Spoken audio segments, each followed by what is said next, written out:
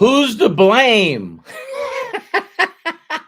I thought that I had my camera set right, but I guess I don't. So, hey, I'm just going to roll with it. I'm just going to roll with it. So, I'm going to reach out to my super chatters right now and reach out to the inner circle members. Um, wow, this is weird. Hi, Bill. Hi, Kai, Arthur, Jerome, Deborah, Arthur, Mary, Lisa Marie, Katie, Jerome, Pat, Jody, Katie again, Sandy, Linda, James, Craig, Jody, John, Eric, Melody, Raymond. Wow, Eric. Yeah, interesting camera angle. So we're just going to leave it. So what I did is instead of using my camera at the top, I'm using my camera. I didn't set it so it went to the camera on my laptop. So who's to blame? Who's to blame? One of the things that I want to share with each and every one of you is that, as I grew up, there was always this group of people. And again, we become who we hang around, right?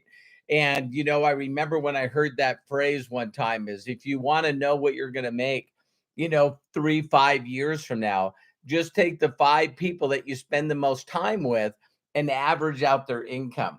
And so, when I started learning stuff like that, it was pretty amazing.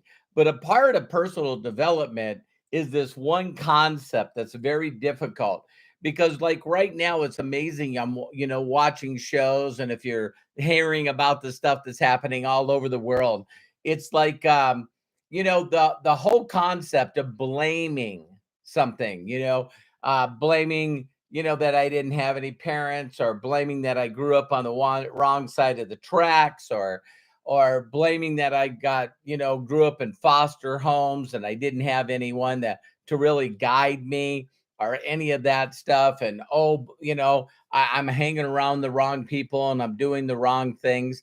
See, a lot of people don't realize. Thank you so much, Jerome. I really appreciate you. That orphans are going to love that. But one of the things to really truly understand is that there's this thing that was very difficult for me. I'm going to tell you it's difficult, is that taking personal responsibility. And there's a thing that I learned to do. It's called reframing, and I'll give you a perfect example of that. It's like, so my excuses for everything, including happiness or relationships or anything, was, listen, I got taken away from my parents when I was really, really young, by the state or the government, what do you want to call it? And I grew up in foster homes. And so, the one thing that was very easy for me is if I only had good parents, if I only had, never got taken away, if I never got and a foster home. So when you look at all this stuff and you look at trauma and all this stuff that's ever happened in your life, it's easy to blame on something. But you got to understand, when you place blame on anything, then you no longer have the power to change it. You no longer have the power to change it. And so when all of a sudden I started hanging around people and they were trying to tell me, hey, Robert, listen, things didn't happen to you, they happened for you. And I was like, what the hell are you talking about? You know what I mean? And they said, well, listen, there's no way that you would be the father you are, the friend that you are, the parent that you are. You wouldn't be that kind of a person if you didn't go through the things that you went through.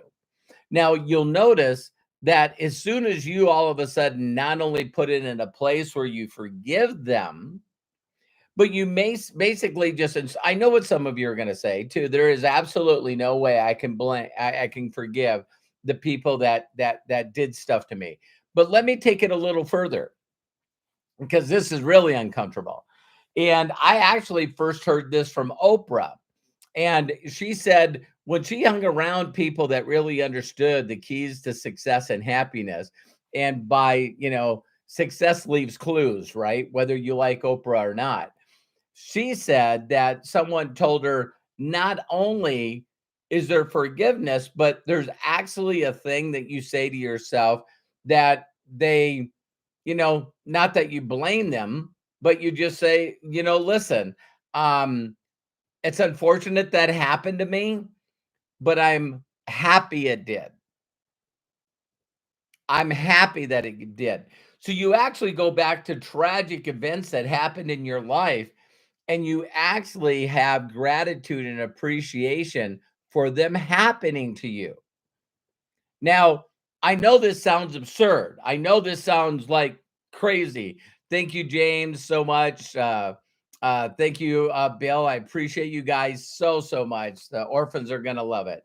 And so understand this, that as soon as you forgive and as soon as you put it in a category, it's called reframing. If there's any big superpower that I feel like I have, what would be the word? One of my superpowers that I'm most proud of is my ability to sort of do the thing that we've heard, which is find the silver lining, to find the positive in each thing, right? And so when you reframe things, um, it's really amazing. So a lot of people have seen me not only do like theoreticals or parables or just examples, but when you do things like that, it allows people to sort of look at it and reframe it, because a lot of people that have bad childhoods and had trauma in their life, and then they hang on to it. They just continue to hang on to it, and they basically stay a child their entire life. So I'm going to say some phrases to you, and you guys, when I say these phrases, I think some of you are going to go, "Whoa, whoa, that's pretty deep." So listen to this one. Um, there's a moment in every person's life. There's a moment in every person's life where they realize that no one's coming to save them. There's a moment in every person's life where they realize there's no one coming to save them. And that's when you become a man or a woman. That's when you take personal responsibility and you say, if it's to be, it's up to me. You no longer are looking for somebody to save you or something to save you. And so, and some people never get there. Again, they stay children their whole life. Now, they might be adults, but as long as you're consistently pointing, blaming blame at the economy, or giving blame to the government, or giving blame to some party, or giving blame to, the trauma, the person that wronged you or abused you when you were young, your parents, maybe it was somebody in your past. As long as you continue to blame a situation or a person or event, that is the day you no longer have power. So by reframing these things, it now makes you a person that can step into, I'm not living like this anymore. I do not like any area of my life. And for that reason, I'm going to change it. I'm going to take personal responsibility. No one's going to save me. I'm going to go out there and do the things necessary, because with what I'm saying also has to do with yourself, right? So, if you're constantly beating yourself up, you're a big bully, because you continue to beat yourself up, say negative things to yourself. If you consistently put blame and guilt on yourself, are you listening to me? So you're constantly blaming yourself. Well, I'm not that smart. I'm not a people person. I got ADDD. I got I'm dyslexic. See, every time that you give blame to something, even on a personal level, I'm not that smart. You know what I mean? I don't know what's holding me back. I'm confused. I'm overwhelmed. I'm frustrated. I'm not good at this. I always find the wrong people. See, this perpetuation of this constant cycle over and over and over and over and over again. So, in the 6 phase meditation, which is pretty amazing, I ran out of people years ago. I ran out of people that I need to forgive. Imagine that. Is like, I don't have anything against anybody. I'm not mad at anybody. I don't blame anybody. It's not somebody's fault. So I don't feel like life is unfair. I don't feel like I need justice. I don't feel like I need revenge on anybody. And I seen Katie just posted here because I looked up and it's like, you know, every time you say that someone or something happened and it made you feel a certain way. See, I don't know why that person did this and that, it made me feel like this. It's like you got to understand that you're immediately put yourself in a situation where again you're powerless. And you can't allow, if you had a dog collar on, and it had a leash, you can't allow people to constantly pull your leash or pull your strings like you're a puppet. You can't give them any more of your time. And that includes that part of you that is consistently bullying and beating you up. Now I'm going to say a really unpopular statement. And when I heard this, you guys are going to hear successful people say that this one thing is the biggest thing that you can do. Now, listen, if a person, the first two words that get you into poverty, all right, the first two words that get you out of poverty immediately, my fault. Ooh. So you see a lot of successful people say, hey, you can be born into poverty, you can be born into this stuff, but once you become aware of it, then every day that you continue to stay in poverty, um, that's a choice. See, that's now stupidity. It's not ignorance anymore. So if someone says, hey, I know a person that will show you word for word, step by step, how to get out of your current situation. And you just say, no, I'm not going to do it. I'm going to do it my way, or I'm not going to do it at all. And the reason that I'm not going to do it is you don't understand that, I've been through 3 failed marriages and I've tried this kind of company 20 times and it didn't work. And see, it's that constant thing where you got to eliminate that, not only from your thinking, but also your vocabulary. So the first two words to get out of poverty is my fault. And even listen closely. Some of you are going like, that's unfair. What about people that grow up in this area? Or what about people that happen like this? Or what about people that did this, right? Is even if you don't believe it's your fault, it's definitely your problem. It's definitely your problem. And you have to do something about it. So just know that power follows blame. Power follows blame. One other thing that I wanted to say in here. Now that's it. So, one of the things that I say all the time to myself is again this superpower of reframing. If there's a word, I'll give you a great one. If someone always says I don't have time, I'm too busy. I don't have time, I'm too busy.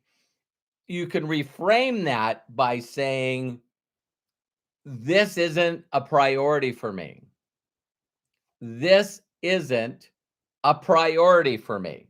Because if it was a priority for you, you would do it. You would find the time. You don't, you create time. everything that we want to do in our life, we create time for. And it's amazing. Like I've always said that if you can imagine, even if you don't know me, right? If you can imagine that I flew into your closest airport and I gave you a call and I said, "Hey, I had a flight delayed that's not leaving till tomorrow. Tell me the best restaurant in this area, and I'd like to take you and your spouse out to eat." See, you might always shut down. You might be tired. You might have had a tough day at work, but it's amazing how fast we can switch our perception and our paradigm and go on, oh my God, Robert's going to buy dinner for me and my spouse at the nicest restaurant closest to our home. I'll be there. And see, so there's always these things where immediately if a friend came in town and said, I haven't seen you forever, let's go have a drink or let's go out for a cup of coffee.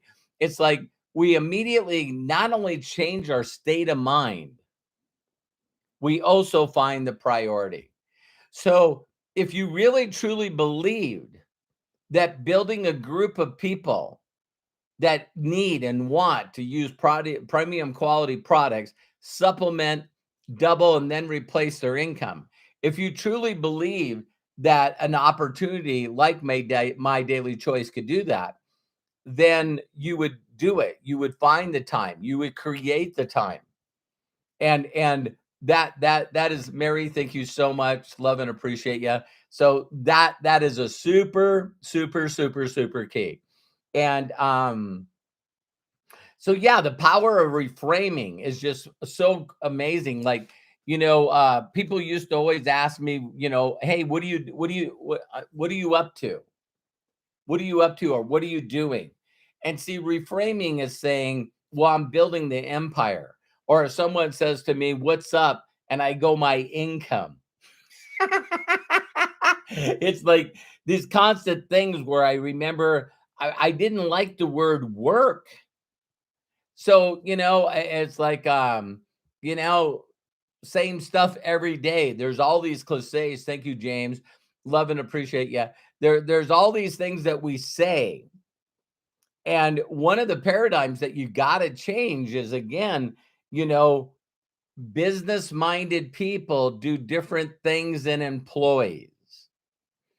Entrepreneurs do different things than employees, right?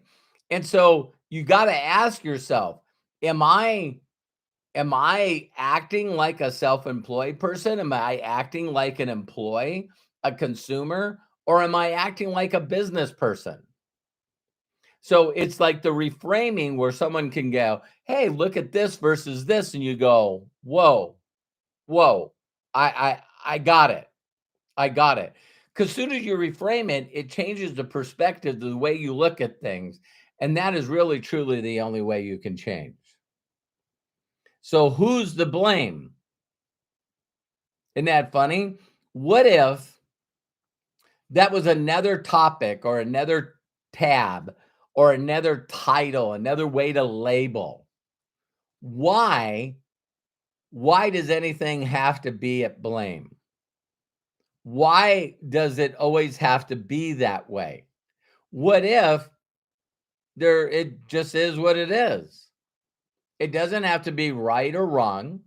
It doesn't have to be someone needs to be blamed. Maybe it's more of us taking back our power. Us taking back our power to give us the belief and confidence and the faith that if we get excited about the future, then we'll move forward. So I love and appreciate you. Sorry for the crazy camera angle.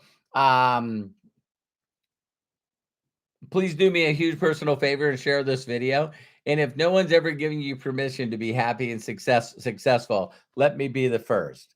So again, take personal responsibility so you can make the change happen in your life. So bye for now.